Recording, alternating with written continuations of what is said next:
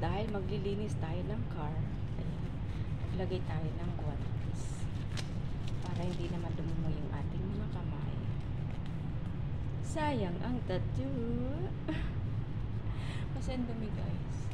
Kailangan linisin yung loob at labas. Sana all nililinis ang loob at labas.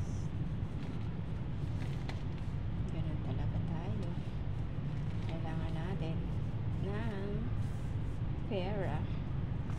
Kaya kailangan natin magugulan ng pansin ang paglilinis ng car.